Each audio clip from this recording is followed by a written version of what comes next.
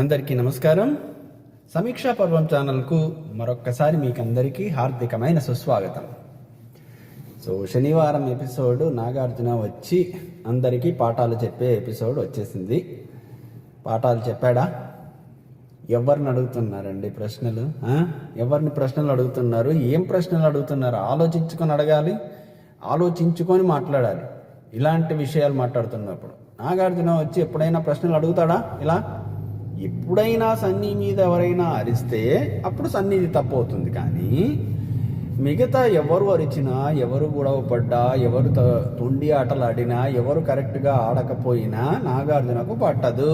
మధ్య మధ్యలో ప్రతి ఎపిసోడ్లోనూ కామన్గా రవిని మాత్రం నువ్వు ఇన్ఫ్లుయెన్స్ చేస్తున్నావు, నువ్వు గుంటనక్క అనేది ఒక 4 సార్లు అంటాడు, వెళ్ళిపోతాడు. అంతే, అదే జరుగుతోంది. ఇందులో నాగార్జున తప్పు ఉందా అంటే నాగార్జున తప్పు ఉండొచ్చు, ఉండకపోవచ్చు. బహుశా నాగార్జున ఎపిసోడ్స్ సరిగ్గా చూడటం లేదేమో అన్న అనుమానం అయితే వస్తుంది. నెంబర్ 2, ఆయనకు స్క్రిప్ట్ రాసిచ్చే వాళ్ళు చేసే పని ఏంటో ఇది అని కూడా అనిపిస్తుంది. మరి ఏది నిజమో మనకు తెలియదు. ఆయన అయితే రెస్పాండ్ అవ్వాల్సిన స్థాయిలో రెస్పాండ్ అవుతున్నాడా అని అడిగితే నో అన్న సమాధానమే చెప్పాల్సి వస్తుంది. ఆయన కరెక్ట్గా రెస్పాండ్ అవ్వట్లేదు. ఇవాళ కూడా అదేవిధంగా ఎప్పుడు మనం సోమవారం రోజు అనుకున్నట్టుగానే ఈరోజు కూడా అదే విధంగా రెస్పాండ్ అయ్యారు. రెస్పాండ్ కాలేదు అని చించేసుకుంటున్నావు. ఏమి రెస్పాండ్ కాలేదు అది కూడా చెప్పచ్చు కదా అని మీరు అడగచ్చు. రెస్పాండ్ కాదలుచుకుంటే చాలా విషయాలు ఉన్నాయండి. ఉదాహరణకు సోమవారం నుంచి తీసుకోండి. సోమవారం కాదు, మంగళవారం. సోమవారం నామినేషన్స్ ఎపిసోడ్ అప్పుడు జరిగిన విషయాల్లో కొన్ని విషయాల్లో రెస్పాండ్ అవ్వచ్చు. ఓకే, ఆయన నామినేషన్స్ విషయాల్లో వేలెట్టాడు కాబట్టి అది వదిలేద్దాం. అందుకే మంగళవారం నుంచి తీసుకుందాం. మంగళవారం రోజు మన షణ్ముఖ్ జస్వంత్ గారు ఆయనకు సంచాలకుడి బాధ్యత ఇస్తే ఆ పని ఏం చేశాడండి, ఆయన ఆ రూమ్లోకి వెళ్ళి ఆ బ్యాగులకు అన్ని ముళ్ళేసేసాడు. అది యాక్చువల్గా లేని, అంటే ఆ రూల్ బుక్లో లేని విషయం అది. దాని మూలంగా ఏమైంది, ప్రియాంక అనే అమ్మాయి ఏమో ఆఖరి వరకు ఆడి ఆమెకి ఇమ్యూనిటీ వచ్చేదేమో, అది పోయింది కదా. ఈ వారం ప్రియాంక బయటికి వెళ్ళిపోతే అది ఎవరి వల్ల వెళ్ళిపోయినట్టు అవుతుందా అని ఈసారి వెళ్ళిపోతే అఫ్కోర్స్ ఎవరి వల్ల వెళ్ళిపోతుంది, ప్రజల వల్లే వెళ్ళిపోతుంది. కానీ నామినేషన్స్లో ఉంటే కదా ప్రజలు అనేవాళ్ళు పిక్చర్లోకి వచ్చేది. నామినేషన్స్లో ఉండకుండా బయటికి వెళ్ళిపోయే అవకాశం ఉండింది కదా, అది పోగొట్టినట్టే కదా. అది పోగొట్టే హక్కు ఒక సాటి కంటెస్టెంట్కు ఉంటుందా? ఈ క్వశ్చన్ ఆ రోజే అడిగాను నేను కూడా. ఈయన సంచాలకుడి బాధ్యత నిర్వహించాలి. సంచాలకుడు అనే దానికి ఒకసారి వీళ్ళు నిర్వచనం చూసుకుంటే చాలా బాగుంటుందండి. సంచాలకుడు అంటే ఏమిటి? సంచాలకుడు ఏం చేయాలి? ఆటను నిర్వహించాలి. ఆట నియమాల్ని మార్చకూడదు. ఆటలో డిఫికల్టీ లెవెల్స్ను పెంచే హక్కు సంచాలకుడికి ఉండదు. ఆట నిర్వహించే వాళ్ళు ఎవరు వేరే ఉన్నారు, బిగ్ బాస్ వాళ్ళు ఉన్నారు. వాళ్ళు ఆటను డిజైన్ చేస్తున్నారు, రూల్స్ సెట్ చేస్తున్నారు. ఈ రూల్స్ అన్ని సెట్ చేసి ఈ సంచాలకుడికి చెప్పి ఈ రూల్స్ అన్ని పాటిస్తూ ఈ ఆట ఆడించు అని మాత్రం చెప్తున్నారు. అక్కడ ఏమైనా వివాదమో తగాదానో వస్తే అప్పుడు షణ్ముఖ్ ఓకే నేను ఈ డెసిషన్ తీసుకుంటున్నాను అంటే అప్పుడు అది ఫైనల్, అంతదాకా బాగుంది. కానీ ఆట నియమాన్ని మార్చే హక్కు ఆయనకు ఉండదు. ఎంత సంచాలకుడైనా సరే ఆట నియమాల్ని మార్చే హక్కు ఉండదు. ఎలా ఉంటుందంటే, ఇది అంపైర్ ఉన్నాడండి, క్రికెట్ నడుస్తూ ఉంది, అంపైర్ ఉన్నాడు. మన టీం చాలా ఆయనకు ఫేవరెట్ టీం ఏదో ఆడుతూ ఉంది. అక్కడ ఆ ఫేవరెట్ టీం కష్టాల్లో ఉంది అనుకుందాం కాసేపు. ఆ ఫేవరెట్ టీం కష్టాల్లో ఉంది. ఆఖరి వికెట్, సరిగ్గా ఆఖరి వికెట్ అప్పుడు వాళ్ళు క్యాచ్ ఇచ్చారు. అంటే ఆఖరి బ్యాట్స్మెన్ గాల్లోకి కొట్టాడు, వీళ్ళు అవతల టీం వాళ్ళు క్యాచ్ పట్టారు. సడన్ గా అంపైర్ రంగంలో దిగేసి క్యాచ్ పడితే ఇప్పటి నుంచి క్రికెట్లో అవుట్ కాదు, అట్లీస్ట్ ఈ ఆట అయిపోయే వరకు క్యాచ్ పడితే అవుట్ కాదు, అది నో బాల్ కాకపోయినా అవుట్ కాదు, వికెట్లకు తగిలినా అవుట్ కాదు. సో అట్లా అవుట్ అయ్యే అన్ని మార్గాలు మూసి పారేసినాడు అనుకోండి, అది ఊరుకుంటారా ఎవరైనా? నాకు చెప్పండి, ఆ మాట ఊరుకుంటారా? అంపైర్ అనేవాడు ఆటను నిర్వహించాలి, మంచి చెడ్డ చూసి చెప్పాలి. అంతేకాని ఆట నియమాల్ని మార్చే హక్కు అంపైర్కు ఉందా? లేదు కదా. అలాంటప్పుడు అంపైర్ ఆట నియమాల్ని మార్చకూడదు. మారిస్తే ఖచ్చితంగా చాలా పెద్ద గొడవ అవుతుంది. ఒక మ్యాచ్ అయితే కనుక ఇంటర్నేషనల్ క్రికెట్ మ్యాచో లేకపోతే గల్లీ క్రికెట్ అయినా కూడా గొడవ అవుతుందండి. ఇంటర్నేషనల్ క్రికెట్ వరకు వద్దు. అలాంటిది ఇక్కడ బిగ్ బాస్ హౌస్లో నడుస్తూ ఉంది. బిగ్ బాస్ హౌస్లో ఒక గేమ్ బిగ్ బాస్ వాళ్ళు చెప్పి ఇవి రూల్స్ ఉన్నాయి అని చెప్పి పంపిస్తే ఆ గేమ్స్ను ఆ విధంగానే ఆడించకుండా బ్యాగులన్నీ ముళ్ళేసేసి డిఫికల్టీ లెవెల్ పెంచేసి ఒక వ్యక్తి ఓటమికి ఈయన పరోక్షంగా కారణమయ్యాడు. ఆ విషయం అడగచ్చా? నేను ఆ లాస్ట్ వీక్ కూడా నేను చెప్పాను, ప్రతి వారము పాయింట్ చెప్పాలంటే చెప్పడానికి ప్రాబ్లం ఏం లేదండి. కాకపోతే అక్కడ వాళ్ళు గమనించుకోవాలి. మన వీడియోలు ఇప్పుడు ఈ ఛానల్ ఎంతమంది చూస్తారో నాకు తెలియదు. చూసే ఒక 10 మంది 15 మంది చూసేసి అవును కరెక్టే అన్నంత మాత్రాన అయిపోదు కదా. ఇది వాళ్లకు ఉండాలి, ఆ తెలివి బిగ్ బాస్ నిర్వాహకులకు ఉండాలి. ఈయనకు నాగార్జునకు స్క్రిప్ట్ ఇచ్చేవాడికి ఉండాలి. నాగార్జునకు స్క్రిప్ట్ ఇచ్చేవాడు ఇవన్నీ ఆలోచించుకొని ఇవ్వాలి. అది ఇవ్వకుండా సరే ఇవ్వలేదు పో, ఆ చేసిన పనిని మెచ్చుకున్నాడు నాకు ఈరోజు. అదే ఆశ్చర్యము. అమ్మో, ఆ చేసిన పనిని నాగార్జున ఈరోజు మెచ్చుకున్నాడండి బాబు. ఈ మాట కూడా మనం అనుకున్నాం. భలే ముళ్ళేసావు, అసలు ఎవరికి రాలేదు, బిగ్ బాస్ కూడా రాని ఐడియాలు వచ్చేసినాయా అని ఏ మాట అయితే మనం అన్నామో అదే మాటతోటే ఈరోజు నాగార్జున షణ్ముఖులు మెచ్చుకున్నాడు. ఇంకా చెప్పండి, ఇంకేం మాట్లాడాలి చెప్పండి. ఇది హోస్టింగ్ నడుస్తూ ఉంది. ఈ విధంగా హోస్టింగ్ నడుస్తూ ఉంటే టీఆర్పీలు రమ్మంటే ఎక్కడి నుంచి వస్తాయండి? ఎందుకు చూస్తారు? జనాలకు ఏ రకంగా ఇంట్రెస్ట్ ఉంటుంది?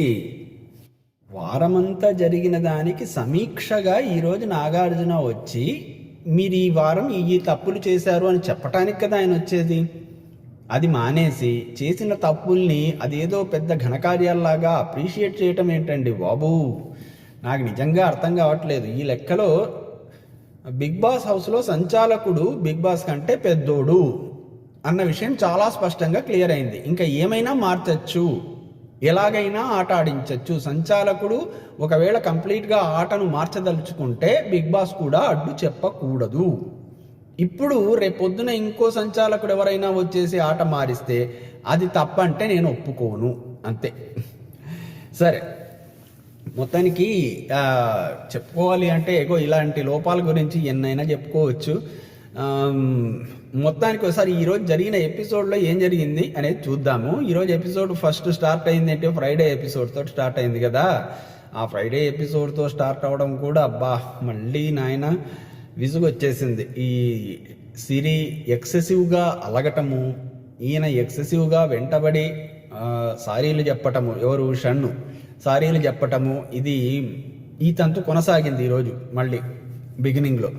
ఆమెకు విపరీతమైన కోపం వచ్చేసినట్టుగాను షన్ను విపరీతంగా సారీలు చెప్పుకుంటూ అడుక్కుంటూ తిరుగుతున్నాడు. ఒక స్టేజిలో ఓ మాట కూడా అన్నాడు, దీపు అలకల్ని భరిస్తున్నప్పుడు ఇలాంటి అలకలు అసలు నథింగ్ అంట ఆయనకు.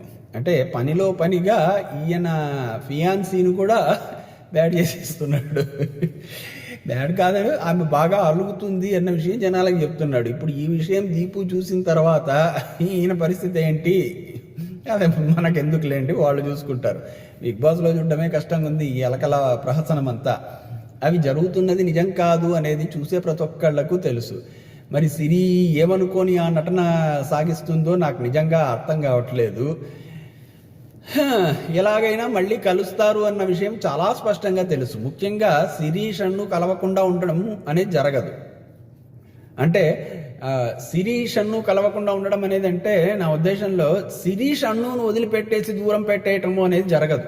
ఆమె జస్ట్ కేవలం జనాల కోసం ఆ విధంగా కాసేపు అలకలు నటించి చూసారా, కోపం వస్తే నేను కూడా షన్నును ఎంత దూరం పెట్టగలను, అది నా న్యాయంగా పాయింట్లు అడగాల్సిన టైంలో ఖచ్చితంగా నిలదీసి ఎంత గొప్పగా పాయింట్లు అడగగలను, ఆయన ఆ విధంగా చెయ్యకపోతే ఎంతసేపు అలగగలను అనేది జనాలకు చూపించేసి అబ్బా నిజంగా ఎంత నిజాయితీగా సిరియా ఆడుతోందో అని జనాలు అనేసుకోవాలి అనేది ఆమె తాపత్రయం.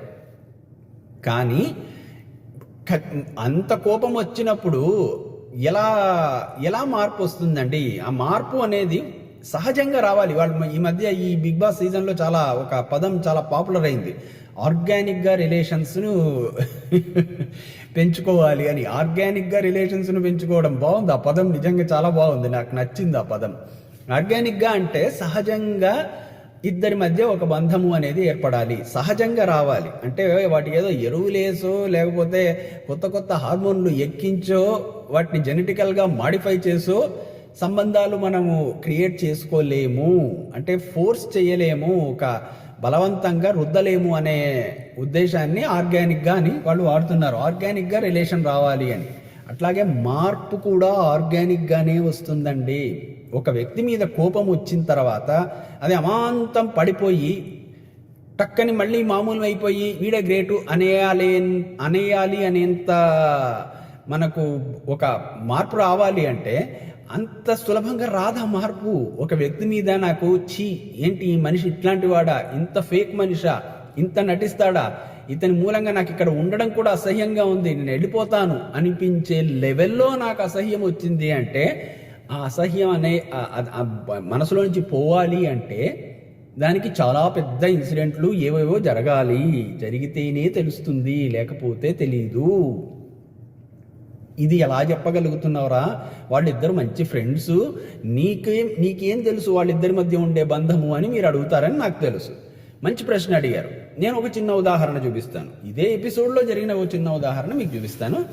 మీకు అది కరెక్ట్ అనిపిస్తే అప్పుడు ఈ విషయం కూడా ఒప్పుకోవాల్సి వస్తుంది. మరి ఏంటా ఉదాహరణ అంటే లాస్ట్ వీక్ జెస్సీకి సన్నీకి ఏ లెవెల్లో గొడవ అయిందో చూసారుగా మీరు. జెస్సీకి సన్నీ అంటే పీకల దాకా కోపం ఉంది. ఆయన మాట్లాడితే ఈయన అగ్గి మీద గుగ్గిలం అయిపోయేవాడు. అగ్గి మీద గుగ్గిలమే, ఇంకా వేరే మాట లేదు. తలెగరేయటం కానీ, యాటిట్యూడ్ చూపించడం కానీ, అది చూపించిన తర్వాత ఈ సన్నీకి మండడం కానీ, మళ్ళీ మీదికి పోతే దాన్ని నాగార్జునకు చూపించి ఆయన చేత తిట్టించటం కానీ ఇంత జరిగింది కదా. ఇప్పుడు సన్నీ అంటే మంచి అభిప్రాయము ఆయనకు ఆర్గానిక్గా వచ్చిందా, ఇన్ఆర్గానిక్గా వచ్చిందా? ఇది చెప్పండి నాకు. అదే ఆర్గానిక్గానే వచ్చింది. ఆర్గానిక్గా రావాలి అంటే ఎలా జరగాలి? ఏదో ఒక పెద్ద ఇన్సిడెంట్ జరిగి ఉండాలి. ఏమిటా ఇన్సిడెంట్? జెస్సీకి వర్టిగో ఉంది, జబ్బు పడ్డప్పుడు సన్నీ ఏమీ చూసుకోకుండా వెళ్ళి తన దగ్గర తనకు చేతనైనంత పరిధిలో తను సహాయం అయితే చేశాడు కదా జెస్సీకి. ఆ మాత్రం సహాయం కూడా ఈ పక్కన షన్ను చెయ్యకుండా కుక్క బొమ్మ పెట్టుకొని నా కుక్కల రాజ్యానికి వీడు రాజు అన్నట్టుగా అక్కడ పక్కన ఆ మనిషి ఆ అష్టకష్టాలు పడుతూ ఆ కళ్ళు అటు ఇటు తిప్పుకుంటూ ఏదో ఇబ్బంది ఫీల్ అవుతూ పడుకొని ఉంటే అక్కడికి వెళ్ళి నా కుక్క ఎలా ఉంది, నా కుక్కల రాజ్యానికి రాజు ఎలా ఉన్నాడు అని ఎవరైనా అడుగుతారండి? ఒక మాట చెప్పండి నాకు.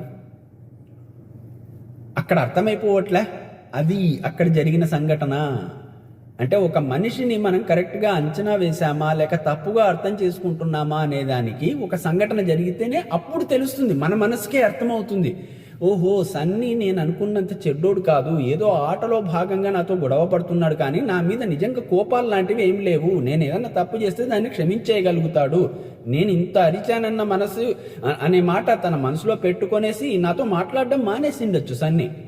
కానీ అవేవి మనసులో పెట్టుకోకుండా జబ్బు రాగానే అయ్యో ఏమైందిరా నీకు, నేనున్నాను రా పక్కన, ఏం భయపడద్దురా అన్నట్టుగా ధైర్యం చెప్పే విధంగా నా పక్కన వచ్చి అండగా నిలబడుతున్నాడే, అది నిజంగా సన్నీ యొక్క ఒరిజినల్ మనస్తత్వం. నేనే తప్పుగా అర్థం చేసుకున్నాను అని మనసులో నుంచి సహజంగా ఆయనకే ఆ ఫీలింగ్ వస్తుంది. వచ్చినప్పుడు ఆటోమేటిక్గా కంపారిజన్ వస్తుంది. నేను సపోర్ట్ ఇస్తున్న షన్ను ఏం చేశాడు? నేను తెలియకుండా అర్థం చేసుకోకుండా ఒక టాస్క్ను తప్పుగా నేను ఆ టాస్క్ను నిర్వహించినప్పుడు దాన్ని అర్థం చేసుకోవడం మానేసి నా మీద అలిగి నువ్వు వేస్ట్ గాడివి, నువ్వు కావాలని చేసావు, నువ్వు మంచోడివి కాదు, నేనే నీకు ఎక్కువగా ప్రిఫరెన్స్ ఇచ్చాను, కాకపోతే ఇప్పుడు అది మార్చుకుంటున్నాను, ఇక ముందు నుంచి ఇలా ఉండదు, నువ్వెవరివో నేనెవరో, ఇన్ని మాటలు మాట్లాడాడు కదా. సో ఎవరు ఫేకు ఎవరు రియలు అన్న విషయము ఆయనకు అర్థం కావాలంటే ఈ సంఘటన కంటే గొప్ప ఉదాహరణ ఏముందండి? ఆరోగ్యం బాగాలేనప్పుడు ఏం చేశాడు ఆయన? కనీసము సిరి ఏదో చేసింది అని అయినా చెప్పాడు. షన్ను అది కూడా పట్టించుకోలేదన్నమాట. ఇంకా ఏంటండి ఫ్రెండ్షిప్కు షన్ను ఇస్తున్న వాల్యూ? ఇక్కడ షన్నుకు సిరికి మధ్య ఉండేది ఫ్రెండ్షిప్పేనంటారా? సో మార్పు అనేది సహజంగా రావాలి, మార్పు అనేది ఆర్గానిక్గా రావాలి. అలాంటి మార్పు రావాలి అంటే ఏదైనా ఒక పెద్ద సంఘటన జరగాలి. ఇప్పుడు సిరి విషయం తీసుకోండి. నిన్నటి వరకు ఈ రోజు మనం చూసిన ఎపిసోడ్ దాకా సిరికి షన్నుకు మధ్య జరిగింది ఏంటండి? సిరికి షన్నుకు మధ్య అంత గొడవ జరిగింది. సిరి ఏమో నీదంతా ఫేక్ ఫీలింగులు, ఫేక్ ఫ్రెండ్షిప్, నువ్వు అసలు కరెక్ట్ మనిషివి కాదు, నువ్వంతా చాలా కన్నింగ్గా ఆడతావు, నీకంటే కన్నింగ్ కూడా లేడు, ఈ టైప్లో ఏవేవో తిట్టింది కదా. ఇంత ఫీలింగ్ ఆమె మనసులో నిజంగానే ఉంటే ఒక్క నైట్ లోపల ఆ ఫీలింగ్ మారిపోవడము అనేది జరుగుతుందా? ఏం జరిగిందని మారిపోతుంది? నిన్నటికి ఇవాటికి ఏమిటి తేడా? ఏమీ లేదు. పోనీ నిన్నటికి ఇవాటికి వాళ్ళ మధ్య ఏదో భయంకరమైన ఒక గొప్ప సంఘటన జరిగి ఆ సంఘటనలో షన్ను తను అన్నిటికీ తెగించి తన రకరకాలుగా రిస్కులో పడి తననేమన్నా రక్షించాడా? లేదుగా. అలాంటిది ఏమీ జరగలేదుగా. అలాంటిది ఏమీ జరగనప్పుడు ఎందుకంత మార్పు వచ్చేస్తుంది? మేబీ ఒక్క రీజన్కు మార్పు వచ్చిండే అవకాశం ఉంది. ఏంటది? నాగార్జున అంతటి వాడే వచ్చి స్టేజి మీద నిలబడి మన 8 కోట్ల మంది తెలుగు ప్రజానీకము చూస్తూ ఉండగా, షన్ను ఈ వారము నువ్వు కెప్టెన్సీ నిర్వహించిన తీరుంది చూసావా, ఓ వా నా భూతో నా భవిష్యతి, అసలు ఇంత ముందు ఎవరు చెయ్యలేదు, ఇక ముందు ఎవరు చెయ్యరేమో, అంత అద్భుతంగా నిర్వహించావు నువ్వు. నీకు నేనిచ్చే పాయింట్లు 10కి 9 పాయింట్లు ఇస్తున్నాను నేను అన్నాడా?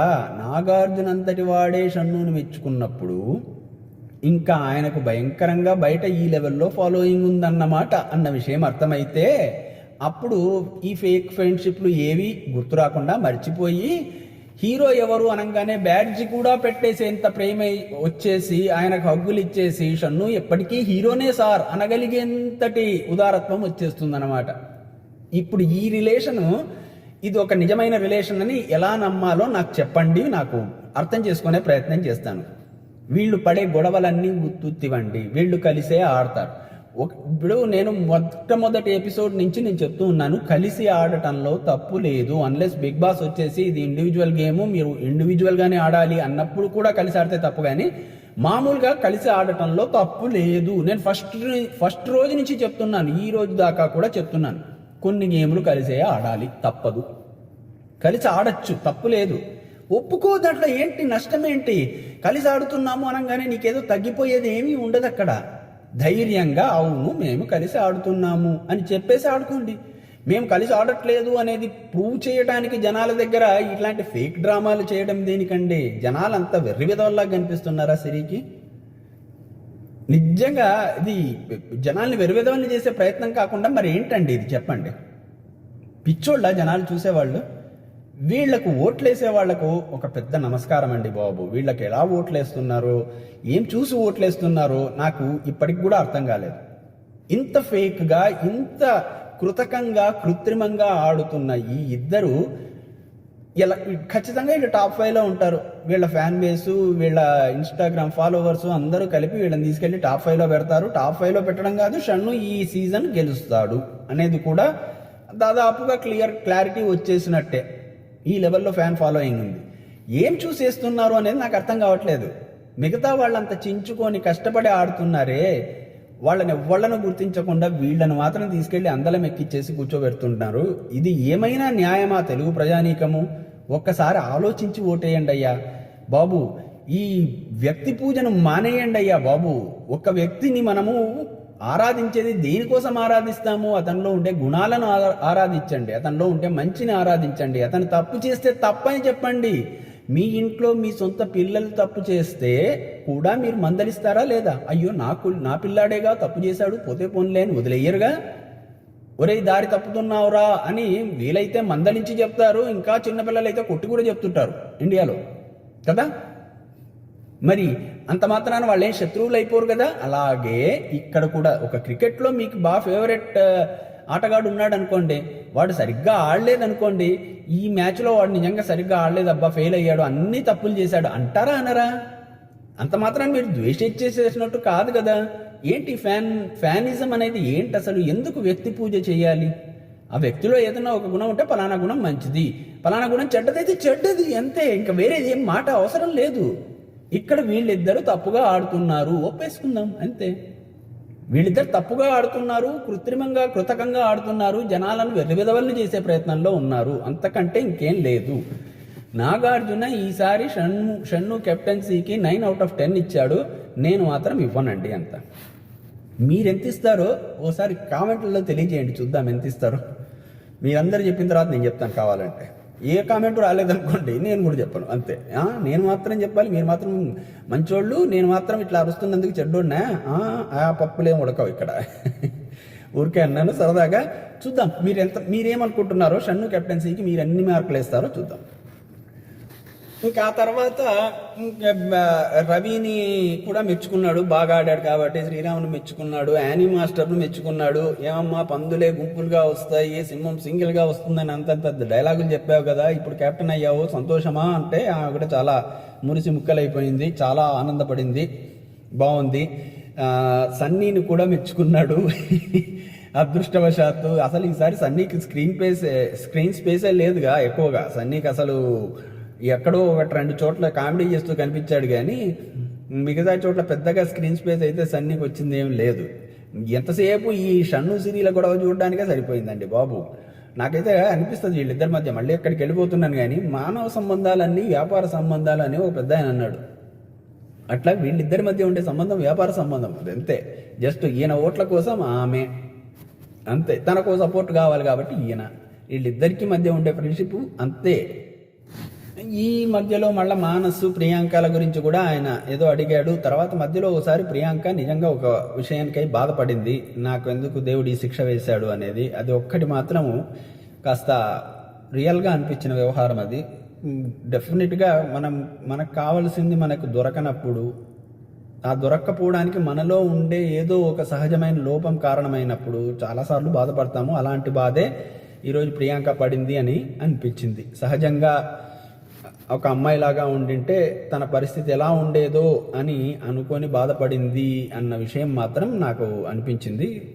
అది చాలా రియల్గా బాధపడ్డట్టుగానే అనిపించింది. సో అదొక్కటి.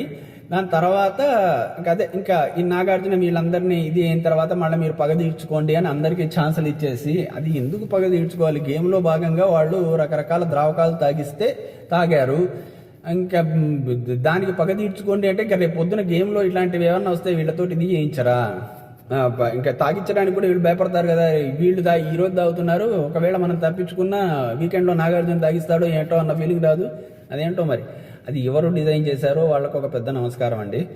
ఇంకా దాని తర్వాత మీ దృష్టిలో ఎవరు హీరో ఎవరు విలను అని ఒక ఆట ఆడిచ్చారు. నిన్న మామూలుగా జరగాల్సిన best performer worst performer task ఈరోజు ఈ రకంగా ఆడిచ్చాడు నాగార్జున. ఎవరు హీరో ఎవరు విలను అని.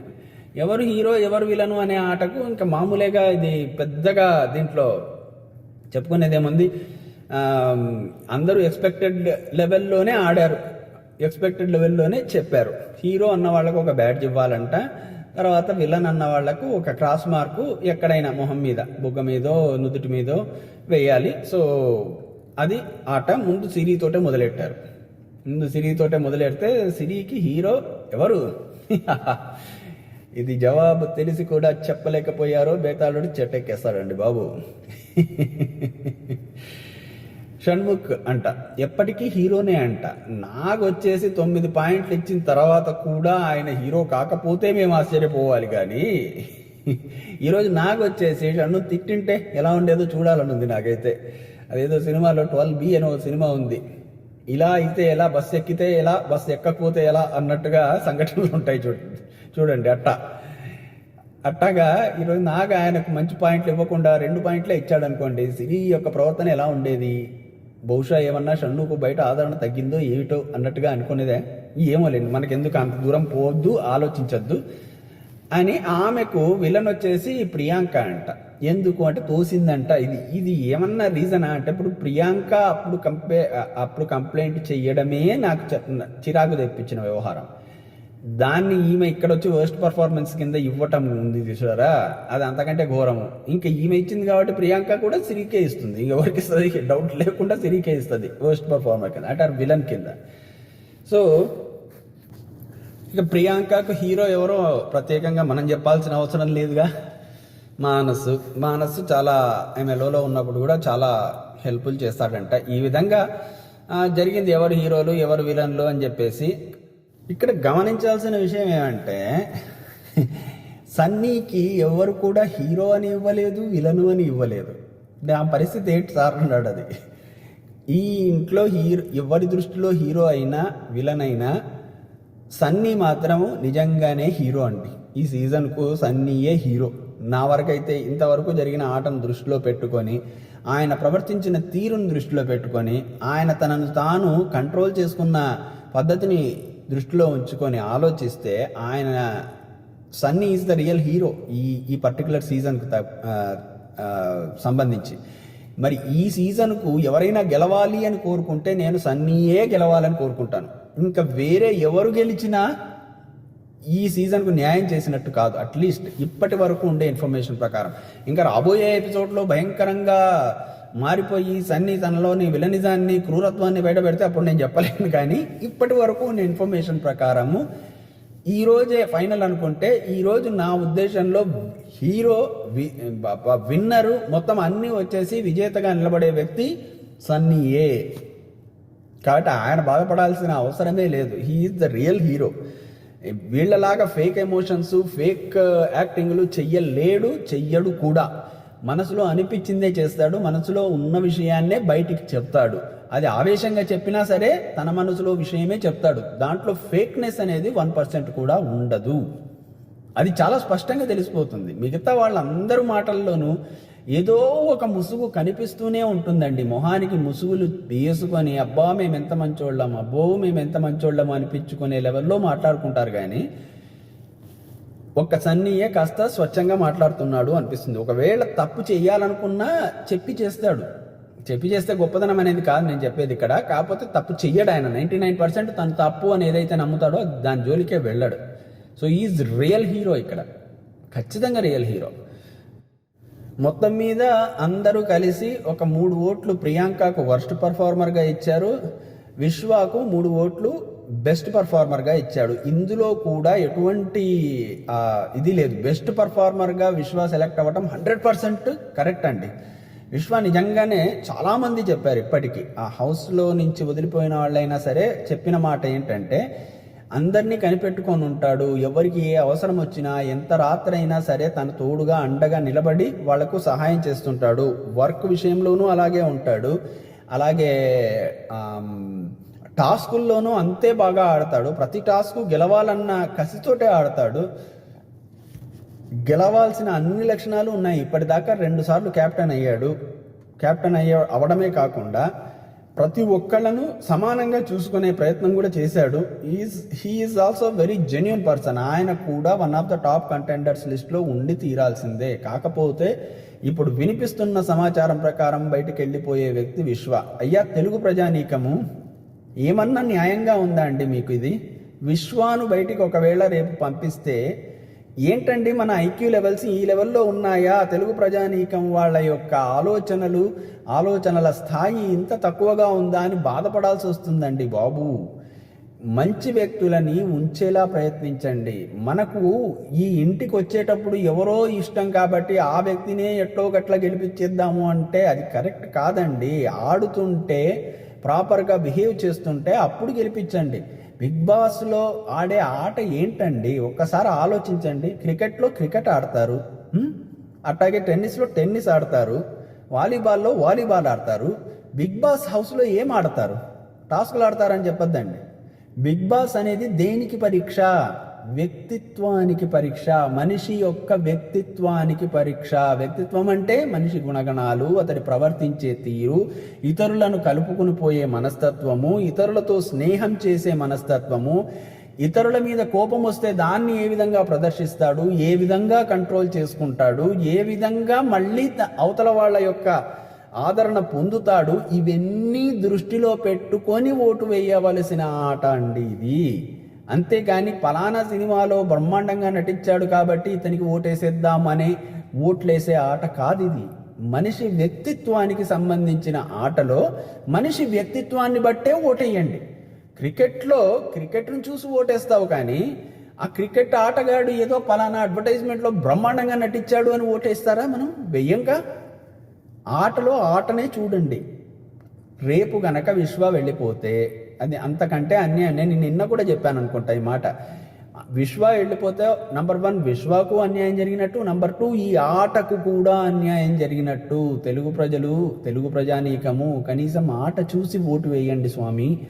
ఇలా అర్హుడైన ఒక క్యాండిడేట్ను బయటికి పంపడం అనేది తప్పు. ఈ ఇంట్లో ఈ వారం బయటికి వెళ్ళిపోవాల్సిన వ్యక్తులు చాలామంది ఉన్నారు లిస్టులో. కావాలంటే నేను ఒక్కొక్కళ్ళ పేరు నేను ఇప్పుడు చెప్పడం అనేది నాకు కుదరదు, కానీ విశ్వ అందులో లేడు. విశ్వాను బయటికి పంపిస్తే అంతకంటే ఘోరం ఉండదండి. అంతకంటే ఇంక నేనేం చెప్పలేను.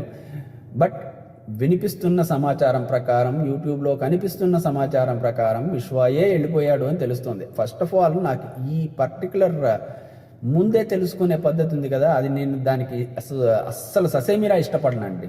నా కర్మ ఏమంటే యూట్యూబ్ ఫీడ్లో నేను ఈ బిగ్ బాస్ రివ్యూలు చేస్తున్నాను కదా, నా ఫీడ్లో వచ్చి కూర్చుంటున్నాయి అవి. విశ్వ ఎలిమినేటెడ్ అన్నట్టుగా వీడియోలు వచ్చి కూర్చుంటున్నాయి. అది చూస్తుంటే తెలిసిపోతుంది, లేకపోతే నేను చూడను. నాకు ఆ రోజు వరకు ఆ సస్పెన్స్ మెయింటైన్ అయితేనే కదా ఆ ఆటలో అందం. నేను ఇంతకు ముందు కూడా ఒకసారి చెప్పాను, ఒక సస్పెన్స్ భరితమైన సినిమాకు ముందే సస్పెన్స్ ఏంటో తెలుసుకొని వెళ్ళినట్టు ఉంటుంది. మనకి ఇంకప్పుడు ఆటలో మజా ఏముంటుంది? రేపు సండే రోజు ఆ ఉత్కంఠతో కూర్చొని చివరిదాకా చూసి చివరిలో ఎవరు ఎలిమినేట్ అవుతారో చూసి వావ్ ఈయన అని ఆ సంభ్రమానికి గురైతే అప్పుడు ఆ ఆటలో బాగా ఎంజాయ్ చేసినట్టు. మనం ముందే తెలిసేసుకొని ఎలా ఎలిమినేట్ అవుతాడో చూడడము అనేది ఏమన్నా కరెక్ట్గా ఉంటుందండి? ఏంటో ఇది నా కంట్రోల్లో కానీ ఎవరి కంట్రోల్లోనూ లేదు. ఇది యూట్యూబ్ ఛానల్స్ వాళ్ళకు వచ్చే వ్యూస్ కోసమో లేకపోతే ఆ వ్యూస్ వల్ల వచ్చే డబ్బుల కోసమో ఇలా ముందే రీసెర్చ్లు చేసేసి అక్కడ లోపల మనుషుల్ని పెట్టేసుకొని ఇంత అవసరమా? ముందే తెలిసేసుకొని ఏం చేస్తారు?